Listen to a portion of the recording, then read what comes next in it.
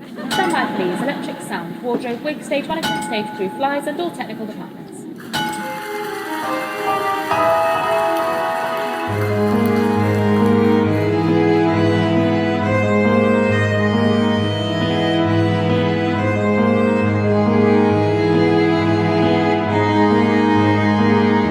Welcome to Leave the Ghost Light On. It's all good.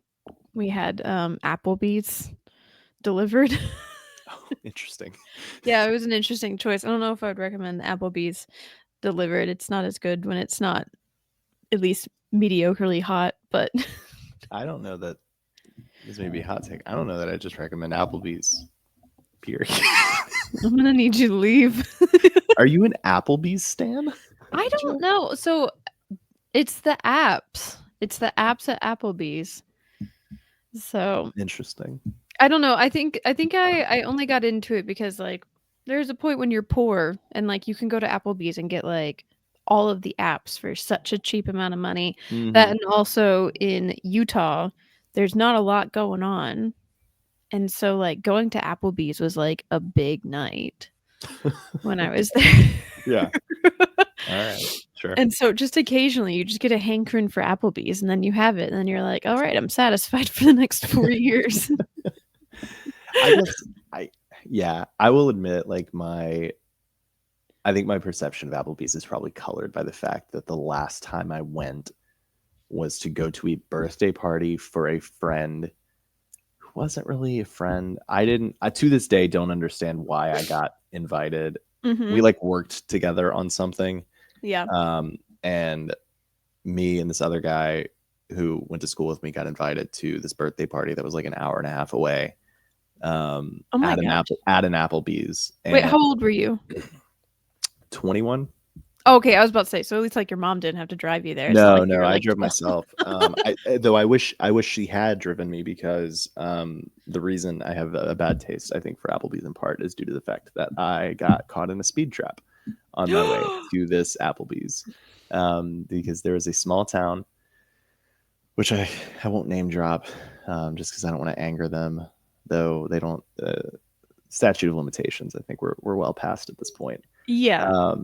There was a stretch of road. It's 55 miles per hour for like 30 miles or something stupid, just in the middle of rural Tennessee. Yeah. And then there is a town that appears out of nowhere, and there's no. To this day, I maintain there's Wait, no. tell me the town, and I'll just bleep it out. Tennessee. I'm leaving that in. No, I'm kidding. I think it's Canton. I think Okay. is how it's spelled. To this day, I maintain firmly there was no sign to indicate the speed changed, but it went from 55 to 30. So as we get into the town, because we have to go through it, there's a stoplight, so I slow down and stop at the stoplight, and I proceed. And then, like, we're in the middle of a town now, so yeah, now I'm going like 30. Yeah. Go to another light, stop, wait a minute, proceed through the second light. I go through two lights at this point, again, going 30 miles per hour through both of them. Yeah. After two lights, cop lights come on behind me. Pulls me over, tells me, hey, you were going like 24 over the speed limit. Oh my god. Jill, it was because it was 55 until it got to the town. And he knew. He knew what he was doing. Which is why he didn't like press it. He was like, I could arrest you right now. And I was like, no. Okay. Oh my gosh. Because like over 20, I think it's like reckless endangerment or something. Like, yeah. It's a higher charge. He's like, I'm not going to do that. I'm only going to ticket you at like, I'm going to say you were going 19 over. And I was like, wow, you're really doing me a favor here, guy. Yeah, thanks, buddy boy. Thanks for that. Sorry, this story is taking longer than I meant to. No, you're fine. No, so I literally got slapped with like a $200 ticket or something ridiculous. The worst part, though, honestly, was like having to then go back for my court date because I wasn't just gonna pay it. Oh my gosh, I'm a college kid. I don't have just $200 to just drop. That's fair. I don't think I've ever gone to a court date before for a speeding ticket. I've always wanted to, but I've never done it. It was fascinating. And I got there. It was I got to the courthouse. I was half an hour late again because it's like almost an hour and a half away from school, and that's like there was no right. predicting it. Like, and so I literally like I called the courthouse. I was like, hey, like I left on time, but I am just running late. And they're like, that's fine, we'll be here. And I was like, okay. We're not going anywhere. It's like 8 o'clock at night. There's literally no one there. I go inside. The cop who pulled me over is there. He's like, all right, we're in here. Okay. And we go into this like small room, like literally no bigger than the bedroom that I'm in right now. Mhm. And in it there is a like a lectern, and there is a frail old man sitting at it in a stool, and there's a little gavel laying on the lectern, and he's and so we just go through it, and he's just like, I heard you sped, whatever, that's what the charges today. He's like, I've heard you've been speeding, boy. basically. he was like so he's like, yeah, tell me. He's like, are you a college student? I was like, yeah, I go to Union. Like, it's like, what are you studying? And I say, and this is No. I said political science. And he was like, oh, that got his interest. He's like, oh, what do you want to do with that? And I was like, well, like my goal right now is to go to law school and get just started like laying that on, right? Oh my gosh. Okay. Which he loved. Was any of this true? Because obviously you're not a lawyer right now. No. It was. I was a poli-sci major. Okay. I was It was thinking true. about law school. Okay, so it was true at the time. You weren't just It like was- lying. It was definitely my affection and my like. I may or may not have played up like how big of a dream it was to become a lawyer one day. That's definitely fair. But he was responding well to it, so I was like, all right, well. So he deferred me, which meant as long as I got no other infractions in the city in the next 3 years, then I wouldn't have to pay the fine. So you just never go back to that city? That as soon as he said that was my thought. I was like, I'm never coming back here, so that's not going to be an issue. Yeah. I still had to pay like an $80 court fee. Oh, so I mean, you didn't get out completely unscathed. No, I didn't but get no. I mean, they listen. They got to make their money somehow. That's true. So that was, and that's why I don't like Applebee's. I think that is an absolutely fair assessment of why you don't like Applebee's. It's not the food. It's not the watered down alcohol. It's because you got a speeding ticket once. I mean, Jill, let's be clear, those things don't help. Ooh, I do have a lawyer friend though who did confirm the age-old question of if you go to court and the police officer who pulled you over, if they're not there, then the case gets thrown out. Yeah, because you have to have your accuser present. Yep. I always thought that was like a myth or something. It's not. So well, that's why they say it usually pays to try to show up for your court date, because like even if you can't get it deferred or anything, like half the time they just don't show up. So I know. Yeah, the last speeding ticket that I got, which again was another bogus one, but whatever, I won't tell that story. I almost did that because I was like, there's no way. There's so many speeding tickets in Vegas. There's no way they show up. So, but then I was like, I don't want to go to the courthouse in Vegas. That sounds like hell. So, no, thank you. I do need you to remove this next anecdote. No. Very briefly. Okay, fine. What? Well, that was a lovely opener for season 2 of Leave the Ghost Light On. Welcome back. We're here. We took a little hiatus, which was very nice and needed for the holidays. Because at this point, I don't know if I told you, I think I did though, but this would come out in January. So, but where we're sitting right now, it's not even Christmas yet. It's almost there. We're getting there. What do you think you're gonna get for Christmas? I think I actually have no idea. I never know myself what I want for Christmas. I'm so bad. I've always been so bad at like Christmas lists and things. Like the only years that I've ever, like the most recent year that I can think of that I had a specific ask for either Christmas or birthday was back in like, I was like 17, and like the last Aragon book was coming out. And like I really wanted that. And like that was like literally like which again, that was like over a decade ago. That is the most recent time I could think of something. So I never know. Probably some honestly, some liquid IV probably is somewhere in there. That's It's what gonna you're gonna be get for Christmas is liquid IV. it's gonna be that, and I probably some like stuff related to running. I think is generally like, Okay, and then maybe a book. that's fair. So, what about you? Me, my mom, and my sister were going to, or will have been in New York.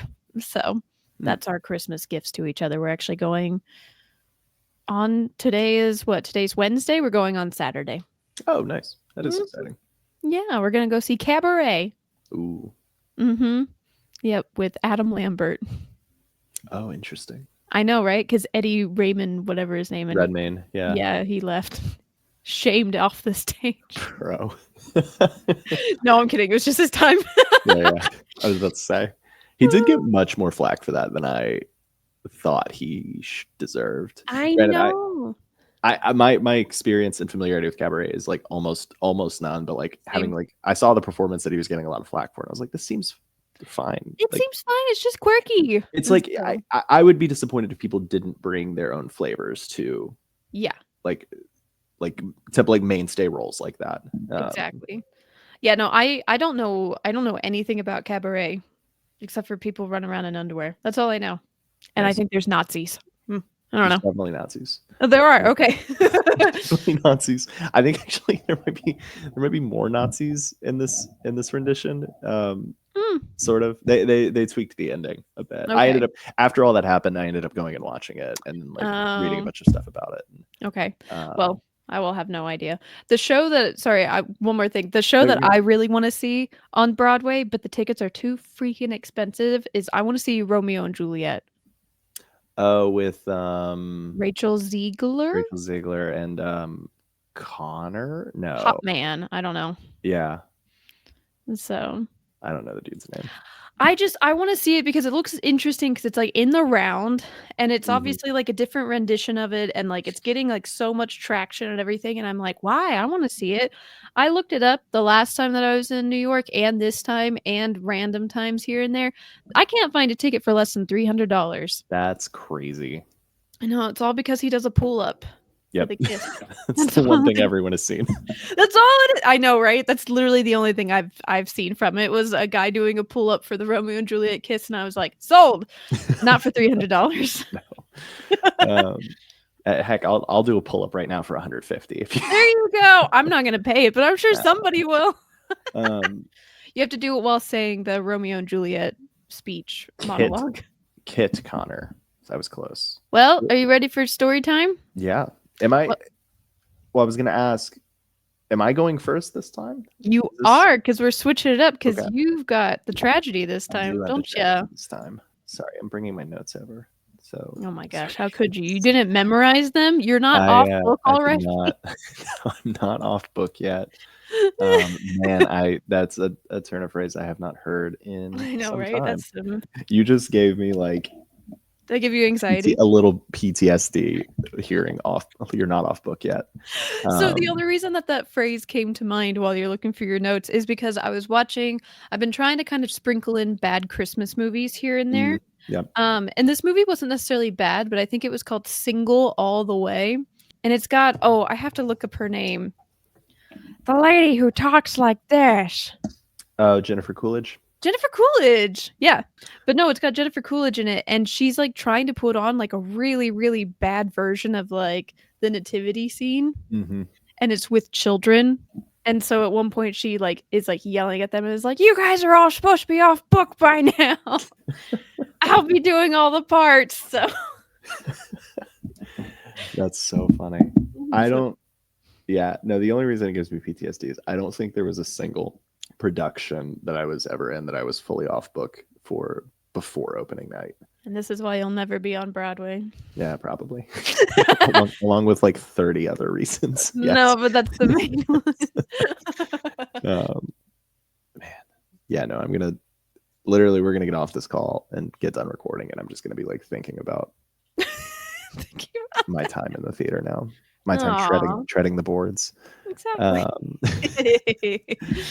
Okay, so I am here today to talk about the Philly Continental Theater. Ooh, okay. So this is a another theater following the great trend of all theaters that burned down a lot. Not to Oh give it away at the beginning, it my gosh. burned down a lot, and that's quickly become like my favorite historical trope, I guess. Mhm. As much as history can have tropes, the trope of theaters burning down is it's just it's got to the point where it's not like funny, like it's always sad, but it is like it's just crazy how much it happens. It is. I think the next my next two tragedies that I have that I researched are, spoiler alert, theater fires. Excellent, They excellent. just burn. It just burns so easy. Mhm. And unfortunately, so do the people inside. Um, That's not funny. okay. All right. So 807 Walnut Street, Philadelphia, Mhm. has long been a site for entertainment, for just various types of productions over the years. So as far as I can tell, it is now just a parking lot. Put up a parking lot. Right. Ooh, bop, bop. Excellent. We're gonna have to pay for that, I think. Okay, so now a parking lot, which is a bummer, but Yeah. it went through a lot of different iterations. So the very first building that was there, it was built in the 1830s, housed the National Circus, Ooh. and featured a special thing called the Zoological Institute. So circus animals of all shapes and sizes were just kind of just hung out there, always roaming around. There was a specific elephant named Columbus, who had his start in Boston. So he was, a lifelong performer. He was at the theater, threw down his keeper rather viciously. The keeper then died after Wait. having his leg amputated. What was he? Did you say what he was yet? What? The keeper? No, what Columbus. The elephant. Columbus. The elephant. Okay, Did I I not didn't say hear. I elephant? don't think I'm I so heard you sorry. say elephant. Okay. No, you may have, but I didn't hear you say it. Okay. Okay. So yes, Columbus the elephant, Okay. big time performer from Boston, now at the Philly Continental Theater, or what would become the Philly Continental Theater. 1847, throws down his keeper, crushes his leg. The leg is amputated. Keeper dies. Damn. Rough, right? So not fire related. We'll get there. Don't worry. Just amputations. But the elephant apparently sort of went on a rampage during that whole thing, smashing cages, allegedly killed some of the other animals. It was Columbus.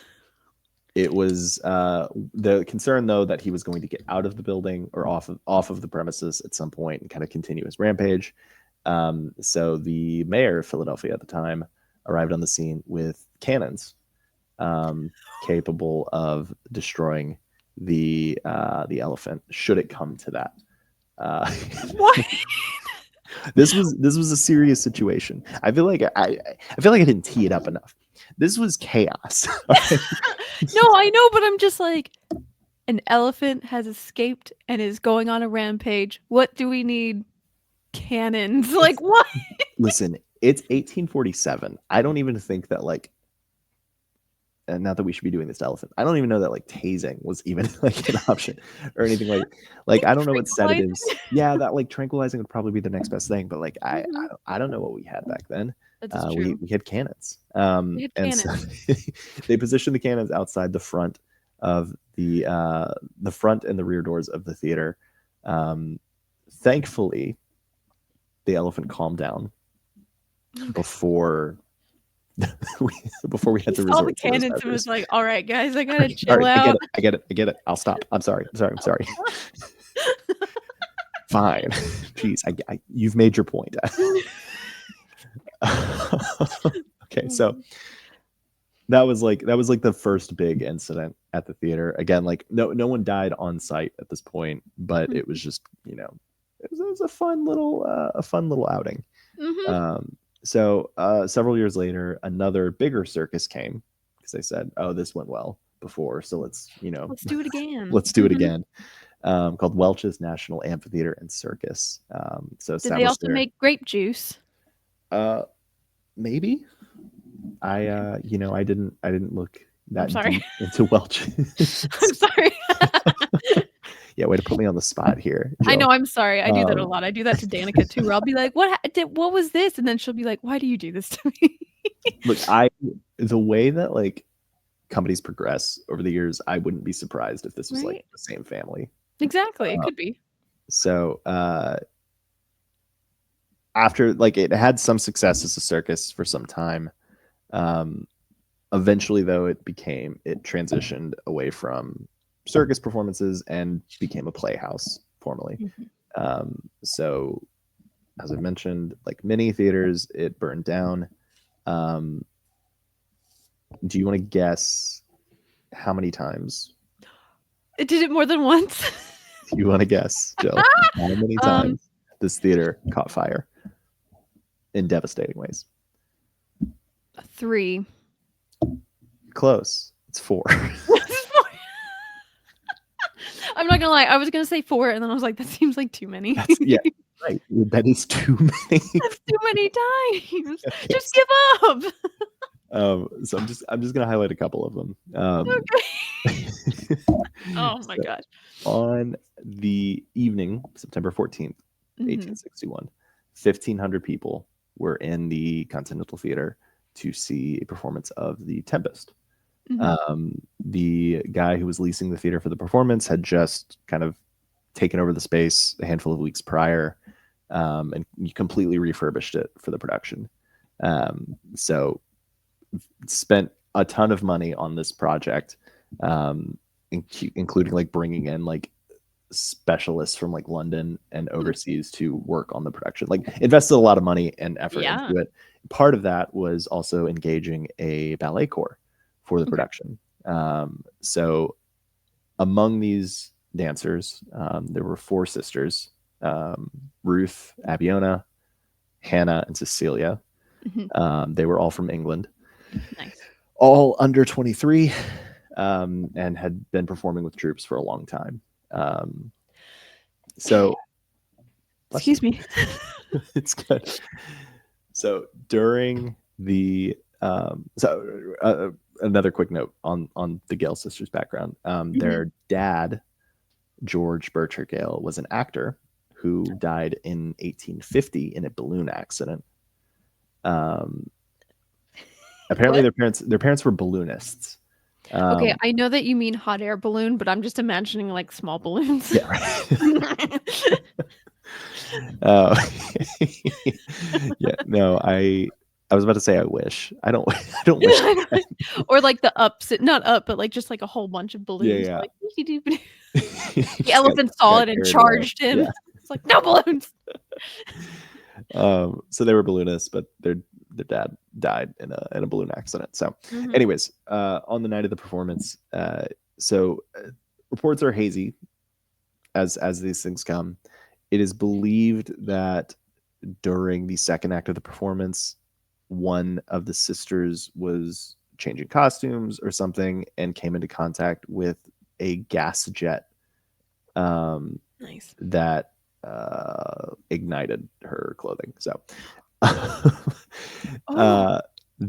her sisters and some of the others who were nearby attempted to kind of put out the fire, but it just kind of spread among them.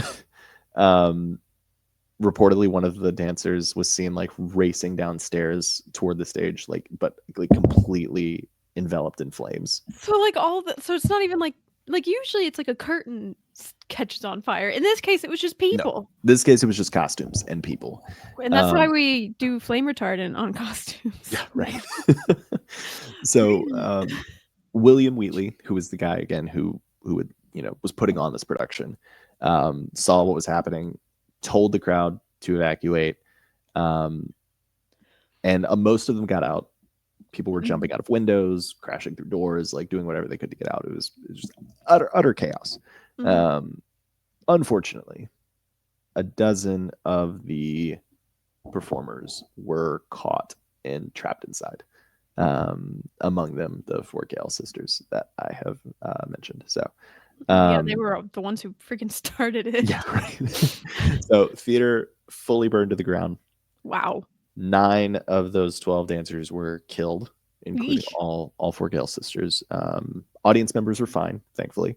So there were the burned and wounded folks were carried to like nearby hotels and taverns and hospital, just wherever they could take them, basically quickly. Wheatley was totally exonerated for the fire. Held funerals for the dead dancers, like did a bunch of stuff for them and their families and stuff after the fact, paid for their burials. But it was like definitely it was a rough time. Yeah. So I want to call out. I found while I was doing research for this, I found an actual like scan of an article from the Daily Ooh. Dispatch from the day after, or like I think it's a couple days after the fire, that actually tells the whole story. And I won't read it verbatim, but it was very entertaining. And I thought about like I thought about just like performing it. Yes.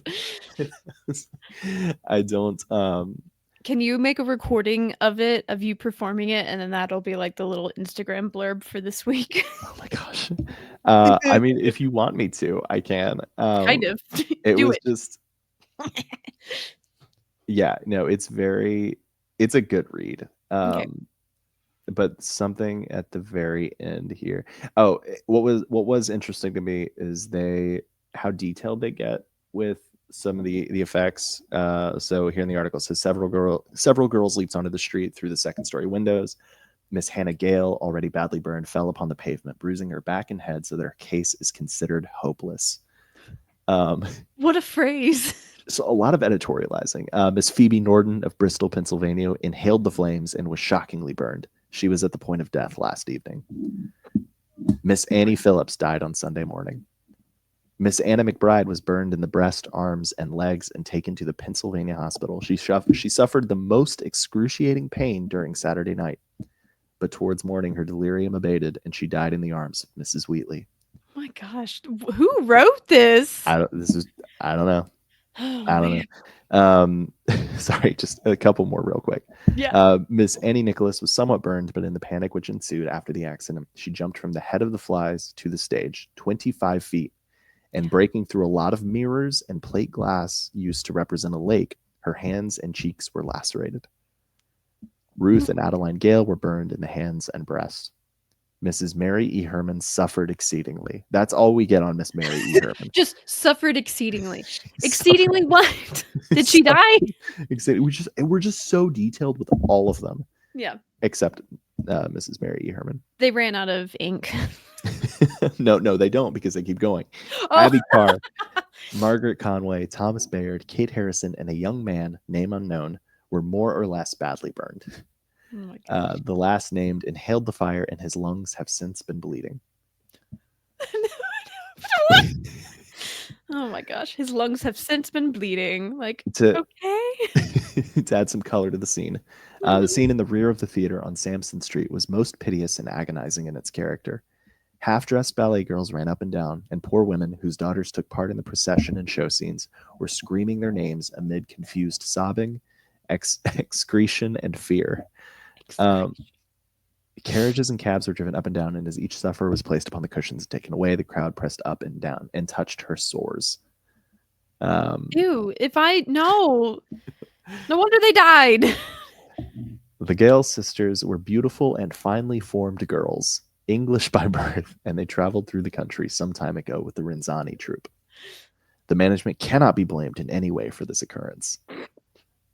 The theater will open as usual on Tuesday, and on Wednesday the sufferers will receive a benefit. Didn't you say that the theater burned down? It literally report in this article it says that it more or less burned down. How is it going to open up on Tuesday? No idea. Absolutely no idea. Oh my gosh. Yeah, so this was a couple days after. Not everyone had died at this point. 6 of the 9 had died as of October 1st. Okay. But wait. Oh, and one other thing I wanted to call out there, I also found the grave inscription for the Gale sisters. Okay, does it say that they're finely formed? I hope it does. No, I will read it. it's not very long. Yes, please. On one side, it says, with a mother's tearful blessing, they sleep beneath the sod. Her dearest earthly treasures restored again to God. That's kind That's of cute. nice.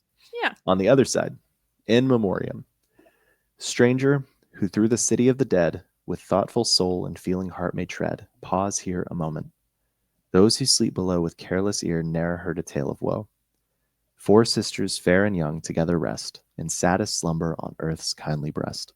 Torn out of life in one disastrous hour, the rose unfolded and the budding flower. Life did not part them, death might not divide. They lived, they loved, they perished side by side. Our doom, like theatre, let gentle pity shed the softest tears that mourn the early fled. For whom, lost children of another land, this marble raised by weeping friendship's hand, to us to future time remains to tell how even in death they loved each other well.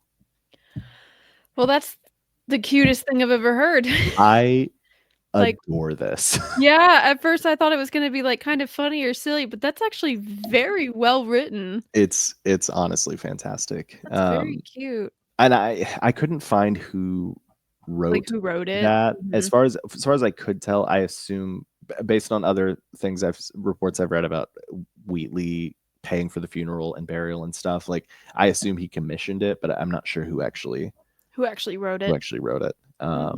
It was him. He wrote it. Maybe he was an actor and he was a performer too, so like I wouldn't be surprised to find out. But yeah, so that's very sweet. So that's the main fire they're known for. The theater fully like reopened, and here's the other thing where it gets like kind of tricky of trying to understand the timeline, because you're right, some reports were saying that it fully burned down or mostly burned down, and that article said no, it'll be open on Tuesday.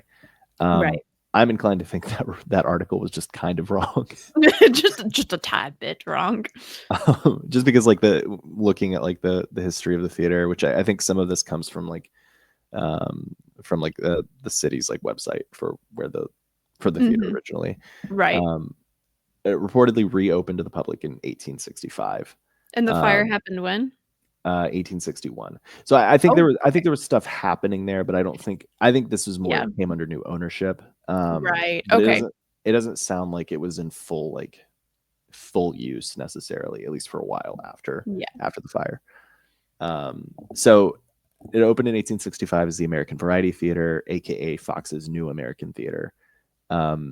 2 years later, in 1867, there was another fire that was considered among the worst in Philadelphia's history at the time. Only 2 years after it reopened. Yeah. Oh. The Black Crook is being performed. A fire broke out in the second story of a stable that butted up against the theater. There were about 20 or 30 ballet dancers on stage, who were reportedly not told for a while that the rear portion of the theater was kind of burning. Oh my gosh. Which it was wild because according to like some of the reporting around the time, the way they described it was, quote, the entire neighborhood for squares around was illuminated as thick columns of smoke and flame shot upward to the distance of several hundred feet. That seems like an exaggeration, maybe a little bit, but it was bad. A couple hundred feet. Yeah, that's insane. That's like what, like 20, 30 stories they're talking about at least. Yeah, that's just a straight up like fire tornado at that point. Hey, maybe. There was no clear indication as to what they suspect caused the fire on the stable to begin with. But I mean, like, there's a bunch of hay there, so that could have been anything. Yeah. So the ballerinas did make it out. The audience was told to evacuate. However, when volunteer firemen arrived on scene and people were working to put out the flame, the front wall of the theater collapsed. And 13 people were crushed to death. We're smooshed. Beneath the front wall. 4 of them, at least, were firefighters. The rest, I think, were just helpers or, So, another terrible fire. The place was then rebuilt. As far as I could tell, that like the American theater, like Fox's American Theater, like I think that project was just kind of given up on after this. Again, I couldn't find a lot on it after the fire happened. So the place was then rebuilt as Grand Central Theater, or just Central Theater, Mhm. and suffered another major fire Oh my gosh. in 1888. So 20 years after. Okay, so they at least had previous fire. some time. Yeah. People had a break. I think the surviving firemen for the first one probably retired. Had retired. Yeah, they're like, we're done with this. Yeah. You guys do whatever you want. we did our time. It's time for someone else to step up. Oh my gosh. So no one died in this one. Oh, thankfully. good. But the theater, yet again, out of commission. Oh my gosh. Plus a lot of the like surrounding storefronts and stuff were also kind of wiped out. That's nuts that like this building is going through these many fires and they just keep being like, let's just keep going. Yeah. It's one thing if like a little part of it catches on fire or this happens or that happens, but these are all like horribly devastating. Yeah. At a certain point, you have to look at a building's history and be like, oh no, you're just cursed. You're done. Yeah. You clearly want to die, and we just need to let that happen. Yeah, something is going on here that we do not have control over. We're done. Which is, hey, listen, again, it's a parking lot now, so like maybe that decision did happen at some point. Oh my God. Anyways, okay, so last fire, 1892, Central Theater was rebuilt and then completely destroyed in a fire. That also, again, impacted the neighboring shops, and there's like a newspaper office, and yet again the site for one of the most like intense fires in Philadelphia history. So there were singers and ballet dancers waiting in the wings for a production of The Devil's Auction on this night, and the stagehands were lowering a portion of scenery when it allegedly made contact with a gas pipe or something. Fixture, I think is the word I saw, and on the border lights of the stage. So the canvas of the scenery immediately caught flames because it was covered with extremely flammable paint and grease. And the theater was just almost immediately engulfed in flames. I think they said it was I think I saw within 3 minutes of the initial ignition. So in addition to that, the scenery paint, the grease, were also just putting out a lot of smoke. Yeah. Just really, really suffocating, thick. Just good things to be breathing in. Yeah. So unfortunately, a number of people in attempting to evacuate the building went up a stairwell that led to doors toward the back of the theater. Unfortunately, it also led directly to the fire. No.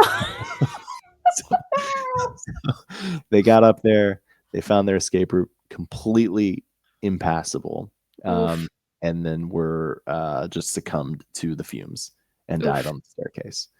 I mean, I guess dying from fumes is better than dying from being burned. Let me ask you this then, Jill. Is dying from fumes better than dying from being slashed with a Bowie knife by a man who, in a fit of hysteria, was trying to escape from the stairwell and so took out his knife and just started slashing people? I'm sorry. What? I was not on my bingo card for what was going to happen. So, yeah, no, reportedly there was a guy who freaked out. Understandable, but his response to freaking out was to take out a knife that he had on him and start slashing people to get them out of his way. Oh my God. So at least half a dozen people were treated for knife wounds. Wow. Wounds at nearby hospitals afterwards. So there are no consistent numbers regarding how many died in this fire. People were reporting on it all over the place, though. I think in London they said that at least 100 people had died.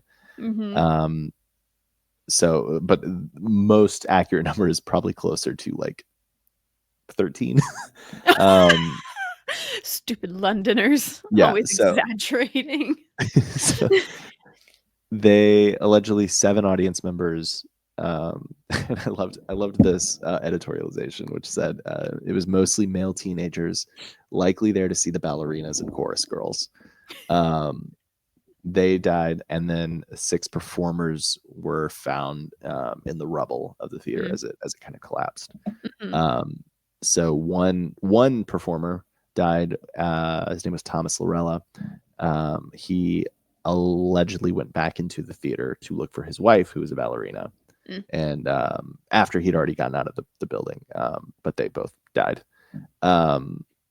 50 other people were hospitalized, and everything from like smoke inhalation to burns to broken limbs from jumping from the building. So the property loss from this blaze amounted reportedly to nearly $1 million, which was crazy. Yeah. For that time. Like is it $1 million in 18? Would you say 18? In 1892 time. 1892. Yes. Again, because it was like, it wasn't, yes, the theater was kind of was obviously the epicenter of it, but it spread and just impacted everything around it. You keep talking. I'm going to do the conversion because that's what we like to do. Okay. So, oh my God. Oh man. Okay. Hold that thought. Okay. Wait, no, sorry. Let's just go into that, and then we'll sit back. So, what did you find out? So I did the conversion because, like I said, that's something that we always like to do on here. Every time that we've tried to skip it, one of us always like looks it up at some point. Okay, so $1 million in 1892. Do you want to take just one tiny little stab of to what you think that is now? I don't know, like 300 million. Okay, not that much. It's still $34 million though. Oh, that's okay. Actually, that's way smaller than I would have expected. Really, $34 million. For like an entire block to go up in flames, like yeah, but it was 1892. What is it all made out of? Wood. Very dry wood, apparently. Very dry, old, gross wood that's not worth anything. Oh my gosh. Okay. So for the 4th time, the Philly Continental Theater burned down. Immediately reconstructed into another theater, Gilmore's Auditorium, opened in 1893. It was advertised as absolutely fireproof and the safest and probably best built theater in this country. Which I don't believe that. However, though, you did say that there were only 4 and we're at fire number 4. So maybe they were actually right for once. It did not burn down again, actually. So they were spot on with that. It takes so much gumption, though, I feel like, because like even like you might be right, which again, they were proven right, but that is that feels like such a challenge to whatever curse we're dealing with here. It's like, yeah, no, we rebuilt it and we're just not going to burn down again. We know we've done this 4 times. It's just not going to happen again. We're too good this time. I know. I do feel like I was about to say, didn't we learn the Titanic? But this was before the Titanic. And I feel like we learned after the Titanic to just never say stuff like that. Well, the confidence here was clearly well placed because it didn't burn down again. Nice. It did after it was Gilmore's Auditorium in 1905. It became the Casino Theater and quickly became Philadelphia's most popular burlesque house. But the place was demolished 30 years later in 1935 and has just since been just a lot. Yeah, just a little parking lot. Just a little parking lot. Huh. So, yeah, kind of a wild history on this one. Again, four fires in 30 years effectively is crazy. And like horribly devastating fires too. Yes, like multiple lives lost in 3 out of the 4 of them. Again, just for no clear reason. Like two fires, production related, right? Yeah. At least 2 of them. Yeah, but like the barn one, like what? Yeah, that just seems like it's just bad luck, right? Oh my gosh. I also just think it's crazy that it's like this theater went through this much history and then they were just like, nah, just go away. Yeah. Well, I think I'd be interested to know because I assume 1935. Like I have to assume financially it just wasn't doing Yeah, well. it would have been the Depression, something at Yeah. the end of the Depression. Mhm. But it is odd that you would just tear Tear that the it decision would down. be to tear it down, not just to vacate it. Yeah, but I mean, that happened to so many theaters like that we're finding that during that time, it's like basically the Great Depression would come along and they would try and stay open either as like, silent movie places or Mhm. what's the 1920s version of porn? I can't remember. But like Yeah. essentially like that kind of a thing. Or yeah, burlesque houses, but most of them stayed open. They may have like shut down for a little bit, but I don't know, maybe it's because it was Philadelphia. Maybe so. I don't know. Yeah, it was just it's kind of a bummer that it's not there Mhm. because it fought so hard to exist. No. Well, that's like the one that I did. I think I've only actually I make fun of the fact that there's a whole bunch of theater fires, but I think I've only actually covered one. Mm. I'll make up for it this season. But no, but no, I think it was I can't remember the name of it. The Knickerbocker Theater, I think it was. Mhm. And that one was like open for barely even 4 years, then burned down in this horrible big fiery burn down, collapsed everything. And the only thing that's there now is just like it's like a Wells Fargo. That's crazy. And it's just like, meh. I mean, I will say the Wells Fargo at least like tried to like be nice to the theater and they like built their building in the shape of the theater or something I like mean, that. But it's that's still something, I guess. I Yeah. know, but it's still weird to be like something crazy historical and devastating happened here and you're just like a bank. It's a parking lot. No big deal. Yeah. The theater that I just worked in that I'm actually gonna cover, the one that I did up in Agunquit, their music hall is like super old because this is up in I guess it's not in Maine. This is New Hampshire, Massachusetts. I can't remember. One of those places. But that theater was built in like 1792. Wow. So it is That's old and it's crazy. got like it still has like all of its like hemp rope and everything. But there was a point when the carpenters were all hanging something and I was painting right next to them and they were like, "Oh, this is why this isn't working cuz the fire curtain release is in the way." And they were trying to like adjust it and I was like, "Please don't touch that. Please don't touch that." Please. But no, but it was super cool. I don't know how fire curtain releases and all that kind of a thing actually work, but like this one was literally like a hemp rope to where it's like a fire will break out, burn the hemp rope, and the fire curtain will come in. Huh. Yeah. That's cool. Right? Obviously it's never been used. Yeah. But that theater does have ghosts, so Ooh, that's I'm gonna exciting. cover that. Speaking of which, are you done? Yeah. No, that was it. Speaking of which, Sorry, was 4 fires not enough for you? I know, right? Come on, there's got to be some more. What else happened in that parking lot? Probably too much. Probably, yeah. Alrighty. Yeah, I don't want to know what's happening in that parking lot. I am curious though. I do want to go find that gravestone for the 4 girls. Yeah, maybe I'll try to find a picture of it. Yeah, no, I definitely want to see it. That'll definitely be the picture that we post. But all right. Well, so now it is my turn, and it is time for the spooky, ooky, scary, ghosty time. You do ready love for spooky, this? Scary We ghost. do. We do. This one's got some pretty good ones too. So we are going to the St. James Theatre in New Zealand. And I've actually covered this twice now, but both of the recordings didn't go well, so I'm doing it again. Okay. Because I like this story that much that I'm like, I have to do it. Okay, so my first question for you. Do you know what the capital of New Zealand is? Hobbiton. Good job. No, it's not. It should be, though. Hobbiton is a real place. That's unfortunately the only place in New Zealand I know. That's fair. Also, Hobbiton, I think, is in Matamata, just so you know.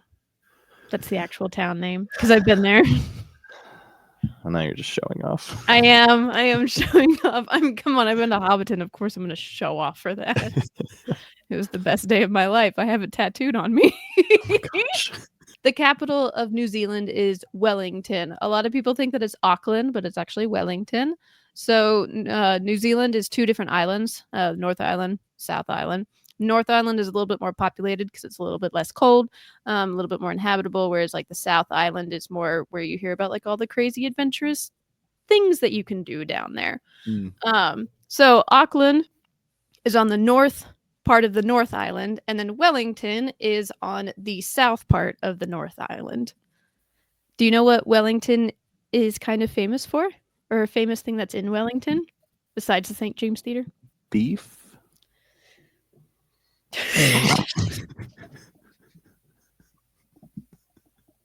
I'm sorry, you got me so off guard with that one. I have no idea. Is that where Beef Wellington is from? Probably. No. It's another Lord of the Rings fact. Wellington is where Weta Workshops is. Do you know what Weta Workshops is? No. Wait, really? Oh my gosh. Are you even a nerd? We've watched Lord of the Rings together. Come on. Yeah. Oh my gosh. Okay, Weta Workshops is the big production prop shop, scene shop that like built everything that was in Lord of the Rings, and they're also the biggest production prop shop now. Like they're who build Jurassic Park's dinosaurs. They're who do like all of like the Avengers stuff and DC. Like they're massive now. Like Captain America's shield was built at Weta Workshops, kind of thing. Okay. So it's just a very, very, very big production shop. So that became extra famous because of Lord of the Rings. So Actually, Captain America's shield was built at Howard Stark's lab in all right. Take it back. You can have your nerd award back. I don't actually know if that's right. I just know that he made it. It's fine. I don't know anything about the Avengers. I mean, I've seen the movies, but like that's it. And so I don't remember what his shield is made out of. Do you know? Aluminium. No, I don't. Yes, tinfoil. It's actually foil. What is it? vibranium. Vibranium. That's right. Yeah.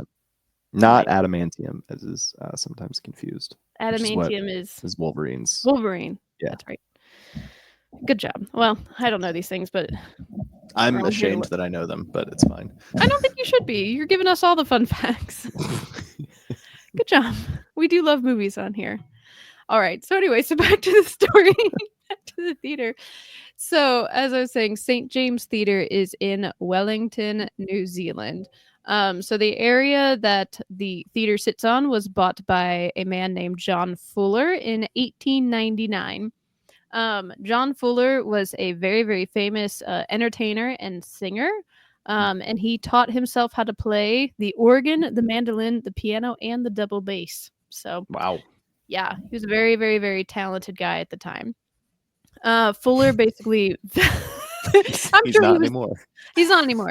No, I'm sure he would have been a big deal if he was here. Sure. And had a TikTok account. So Fuller basically vowed that the land that he bought and the new theater that he was going to build would be the best in all of New Zealand. So he was keeping his dreams small. But he was shooting for the stars. Only in New Zealand. Just a very close small star. Exactly. So the theater itself was designed by a New Zealand-born designer, Henry Eli White. And the St. James Theatre was the first entirely steel-framed and reinforced concrete theater in the world.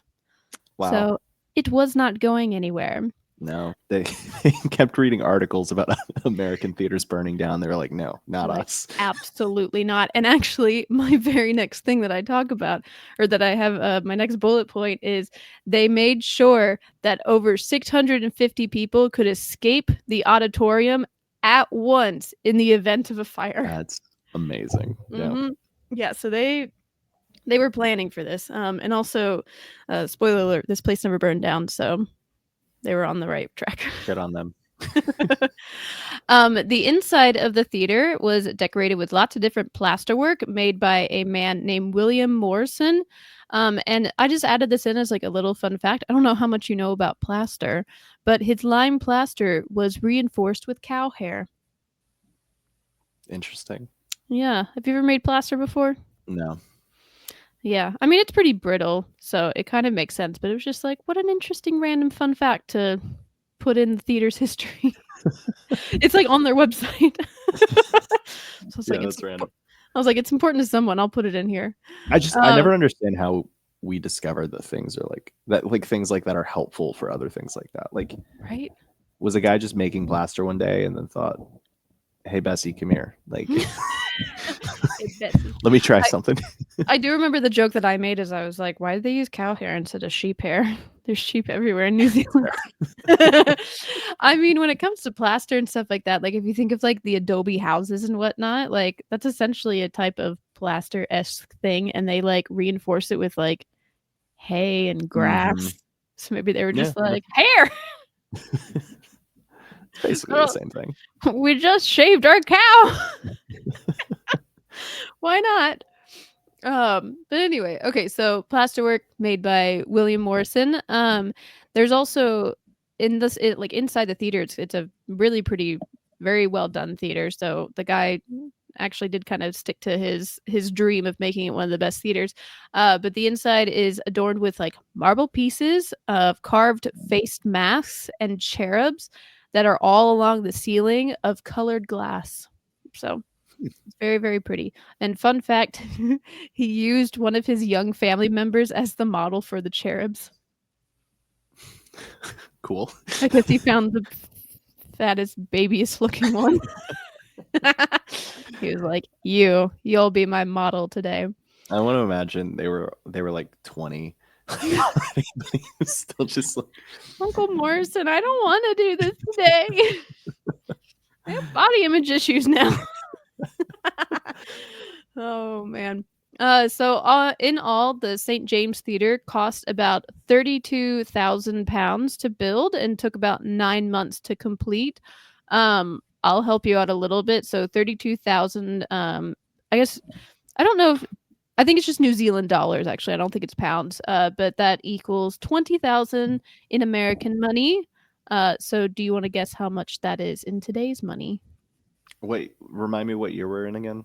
1899, $20,000 in American money. Just under $1 million. It's a little bit under $1 million. 635,000. I worked backwards from the. I know. I was like, I kind of gave you a little bit of something to work with. I was like, all right, 20,000 times 50 is. I know. I can see it working in your head. Good job. Okay, so and then fun fact, the theater was officially completely done on Boxing Day, which do you know what Boxing Day is? Because we're in America and we don't celebrate that. I was gonna make a joke, but I'm worried that Boxing Day is serious, and I don't. in case it's a serious holiday, I didn't want to make a joke about it. It's not. Okay. Do you not know when Boxing Day is? I have no idea. It's the day after Christmas. Oh. Oh, okay. Yeah, no, the day after Christmas, basically everywhere else in the world is Boxing Day. Okay. So I don't remember why they call it Boxing Day, but Garrett always made the joke that Swede said it was Boxing Day because it's the day that you put all of the things that you don't want that you got for Christmas back in a box. Oh, yeah. I could see that. Mm-hmm. But like, what is it? Why is it? Do we know?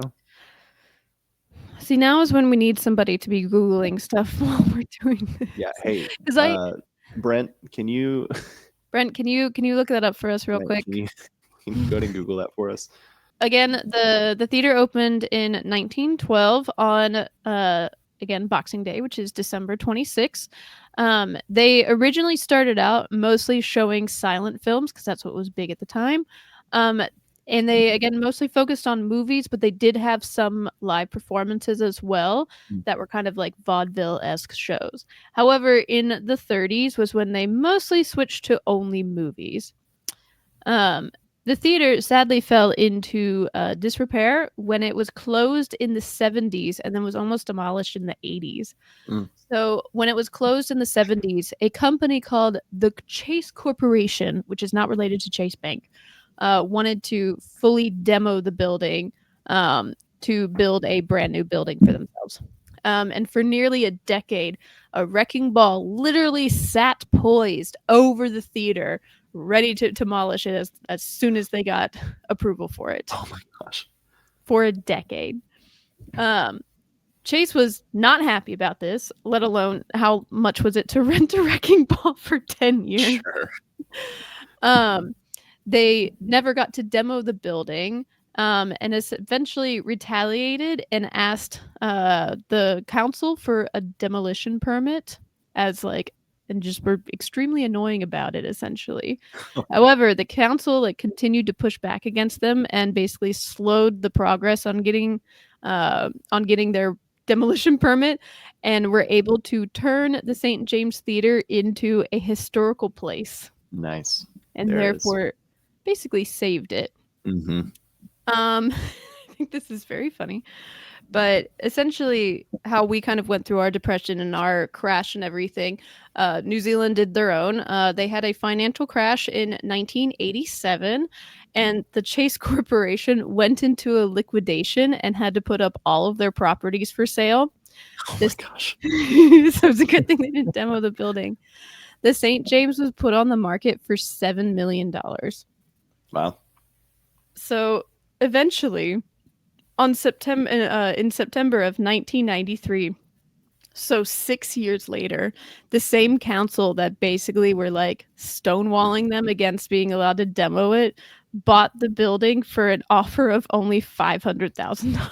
Oh my gosh. So basically, they were like, "Screw you guys." Yeah, that's so funny. So they basically bought the St. James Theater away from the Chase Corporation for $500,000 when they were asking $7 million for it, and then immediately put in $17 million of restoration. So it was just a big old Yeah, screw you guys. that's amazing. That's yeah. such a power play. I know, I love it. So they spent about 4 years essentially restoring the theater and bringing it back to its former glory, and it was refinished in 1997. Today, it is the home of the Royal New Zealand Ballet and is considered the Jewel of Wellington. So, and then one of the last big restoration things that they did, which I just think that sounds really cool, was in 2019. Somebody marked the building as earthquake prone, and they added in 8 giant shock absorbers, and reinforced all the steel beams and concrete for a measly $34 million. Wow. So they really like this theater, and they got really lucky because obviously they had to shut down the building in 2019, and then it was completed in 2021, which what happened in 2020, everything shut down anyway. So they almost got kind of lucky with that. Yeah. So this theater had kind of a little fun-ish history, but now we're going to move on to the ghosts. So the first one, which is kind of fun, is Yuri, which was a Russian performer who supposedly fell to his death during a performance. So apparently, the way that he died was he fell from the flies, which are high above the stage, about 50 feet above the stage. However, there are certain records that say that he was pushed by another performer. Spicy. So it is said that Yuri was infatuated with one of the dancers whose name was Pasha, and she continuously avoided his advances in favor of a theater electrician. And she eventually got sick of him and pushed him from the fly rails. Incredible. I kind of hope that that's true. So just to be like, I'm sick of you flirting with me, go away. Yeah. So in Yuri's ghosty life now, according to witnesses, he likes to interfere with the house lights, especially after cleaners have left for the night, and he also likes to swing open doors. What ghosts don't like that? Seems like that's what they all do. Oh, yeah. However, though, there is a very specific projectionist who claims that Yuri has saved his life twice. Huh. So, oopsies, go away. There we go. Okay, so the first incident was the projectionist, was looking for a light switch after the auditorium was in complete darkness. Which, why don't they have a ghost light? But whatever. However, though, as he was trying to search through the complete pitch black of the theater, he was suddenly forcefully pushed backwards. When he was finally able to find the light switch and turn it on, he realized that if he hadn't been pushed out of the way, he would have fallen straight into the orchestra pit. And he believed that it was Yuri who saved his life. Wow. Yeah. So, the second incident with the exact same projectionist involves not only him, but also his infant son. So, apparently, while this projectionist was on stage with his son by himself with no one else around, he heard a beam collapse right above his head. And again, he was pushed out of the way by an unseen force and claims that his baby son was carried through the air for 3 meters. Okay, cool. I think this projectionist is full of shit. You don't say. I mean, okay, the first one's interesting, but I mean, the one thing that I have to say about the first one where he like pushed him out of the way is like, why didn't Yuri just turn the lights on? Yeah, right. And then my other thing is like, imagine if he had been an electrician, he probably would have been like, screw this guy. My lady left me for an electrician.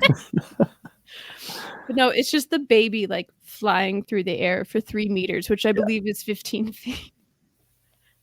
It's like 10 feet, right? Is it 10 feet? I think it's 10 feet. Oh, I'm thinking of yards. I don't know. I can't ever remember. No, yards are 3 feet, and then meters are like just over 3 feet. That's right. Okay, 10 yards then, not 15. So not even close to 15. Be 10. Yeah, 10 feet.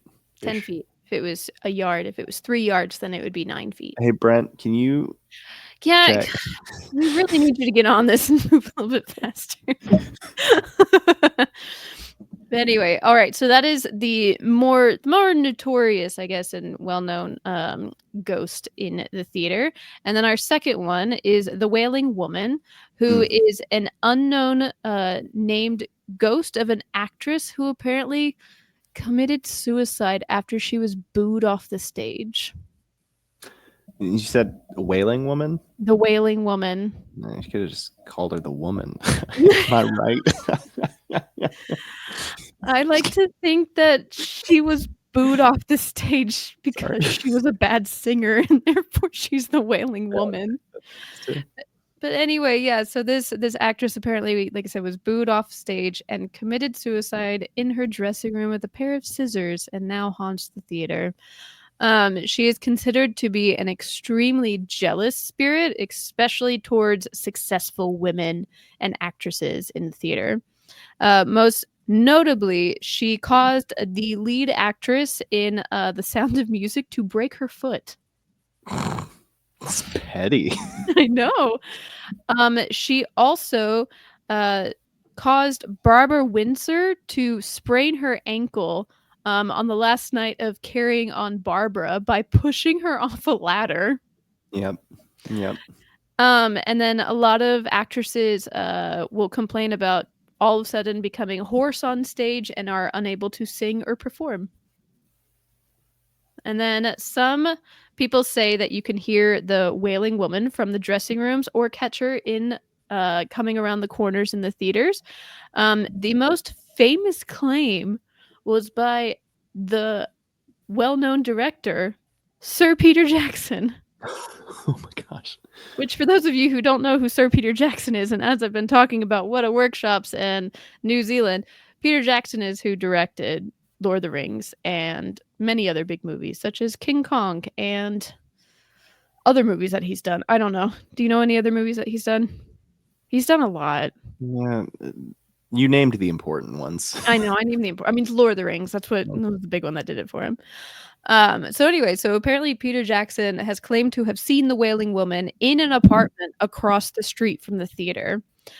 So Jackson, and this is a quote, says, "I woke up one morning and there was a figure of a woman standing in my room. She was very scary and had a screaming face, very accusatory, and was about 50 years old. It was terrifying, actually. She was at the end of my bed and she glided across the room before disappearing into the wall." Yep. That's exciting. I know, right? I mean, it's Peter Jackson. He doesn't lie. Sure. All right, and then I've got a couple more. These ones are a little bit smaller, but so this one, I like the way this one's titled. It's just Boy Choir. Just Boy Choir. Sorry, So is this ghost about to be an entire choir? of boys. It is. It sure is. So the Boy Choir is perhaps one of the most impressive paranormal phenomenons at the theater, which, as it sounds, is basically an entire boys' choir. So apparently, this choir had its final performance at the same St. James Theater during World War II before setting off on their tour by boat. However, the boat never reached its destinations, and all the boys were never found. So the staff apparently can hear them singing in the auditorium, and when they try to find the source of the sound, it just continues to move all around the theater. It just sounds like a bunch of boys singing. That's kind of weird. No, I like how it couches it as like one of the most impressive paranormal phenomena at this theater. And it's like at anywhere. At any theater, that would be freaking cool. That's you're talking about dozens of ghosts. That's crazy. Yeah, all just singing. Yeah, I like that one. This one is my one of my favorite ones. I remember this one from last time I was talking about it. But his name is Stan Andrews. So Stan Andrews was a former manager who died in the theater in 1965, and apparently you can just hear him wheezing backstage. Imagine that's your legacy, where you just hear somebody like, like, Stan, back off, man. That's so rough, dude. Yep. Oh, poor guy. And then our very, very, very final ghost is just simply called the Tall Man. So the Tall Man is often seen in glimpses all around the theater late at night, peering around corners or strolling around. Based on his name, he is extraordinarily tall, which is what makes him extra, extra scary looking. In the rendition of Ghost Hunt, which is essentially like Ghost Adventures or whatever, the version of New Zealand's ghost stories. They had the elevator in the theater completely malfunction during filming, and then at the same time, when somebody was investigating the fly rail, they like caught the Tall Man on camera for a second. Huh. So, yeah, honestly, that's like the creepiest one to me. Just a way too out of proportion person. I feel like for me, with ghosts, you lose, I think, a little bit of the mystique the more detailed you get with descriptions, or like the more unique I think they are. It almost loses something vague, just sort of like the Tall Man, or like the big boy, or like like the big boy. it gives like, I don't know if it's just because it hits more, it gets closer to hitting on like that uncanny valley thing, where something is just like one specific thing is wrong with this thing, and but like if like 5 things are wrong with it, then it just gets like absurd. But like if there's just one thing that stands out about this thing, it to me it makes it more real. Like I out of all of those, like I'd be most inclined to believe accounts about the Tall Man, just because of how vague and general and like, but like specific in that one specific way they are. Well, and like to me, like that stuff is almost more creepy because it's like, like, okay, to be fair, a screaming woman standing over your bed at night when you are Sir Peter Jackson is kind of terrifying. But it's like, so a friend of mine, I want to tell this, and actually it might come out before this episode comes out, but my friend Kendall had like a ghost standing behind her while she was cleaning brushes at a sink and could see him like in the mirror, and like, oh, I hate that story so much. I hope she sends it to me so I can tell it. But like, it's like an overly tall, out of proportion dude, and it's like, and she's like seen him multiple times, and it's like, I hate that story. But yeah, she was just like cleaning brushes in the theater by herself, looked up at the mirror, saw him, and was just like, "Please leave me alone." And he just like stood there and stared at her. That's horrifying. Yeah, like I said, I hope she gives me that story so I can like tell it fully. But Kendall has seen so many ghosts. Like, who knows if ghosts are actually real? Like, you would hope that because we're doing this podcast, we think that they are. But man, I don't know if I believed in things until Kendall told me some of the stories that she has. So, Yeah. cool. Well, yeah, that's my whole story. That was That's- good. I enjoyed that. Thank you. Yeah, I like that one a lot. So, I'll be thinking about the tall man for a while. You know what it Mhm. reminds me of too is Slenderman. Slenderman is one that Mhm. thought that crossed my mind, but also the Resident Evil games. In one of the games, there is a guy named Tyrant who Mhm. just kind of stalks you throughout Ew. the halls of this like police station that you're in for most of Uh-huh. the game, and he's just like a very tall, like gray man in like a coat and like a hat, and like Mhm. he never runs at you or anything. He's just always walking towards you, Oh, I and hate that. like it's so unsettling. Oh, I hate that so much. Actually, yeah, now I agree that these are so much worse than like you don't scare me. Tall man scares me. Well, Yuri might save your infant. That is true. Oh, let's bring your baby to New Zealand and see what happens. All right. So I just want to see if something's gonna throw you across the room. So just stand there for a minute. Just stand there. It'll be stand fine. there. Eddie, why are you going to New Zealand? Don't worry about it. I'll be Don't worry about it. if We'll I be just back. gotta test something. I want to believe. I want to believe. And so I mean he didn't throw the baby. He just carried it. Carried it. Yeah, that's fair. Mhm. You know what though? Maybe it wasn't even Yuri. Maybe that baby is just straight up paranormal in and of itself. Oh yeah, maybe like a psychic baby sort of Yeah. situation. Yeah. Mhm. I will say one other thought I had on your ghost when you're talking about like the Wailing Woman being like petty and causing drama. I will say that like they can't both exist in my head. The Wailing Woman and Yuri can't both exist because I can't imagine Yuri letting someone go on stage and like getting a sore throat. Like if Yuri were real and someone went on stage and they went hoarse, then Yuri would drop a cough drop or something in their mouth, like just from the grid, just like.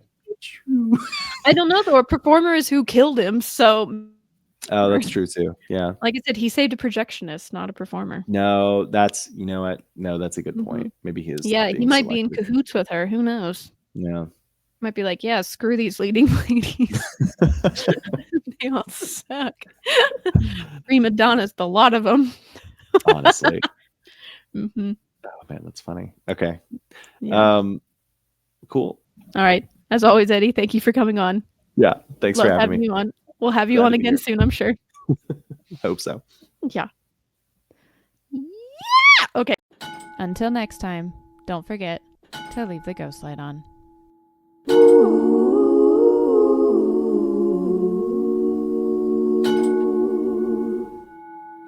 Thank you for joining us. Leave the Ghost Light On was created, hosted, and edited by Danica Jackson and Jill Horn. Musical composition created by Jay Nygaard. Follow us on Instagram, YouTube, Twitch, Spotify, and more.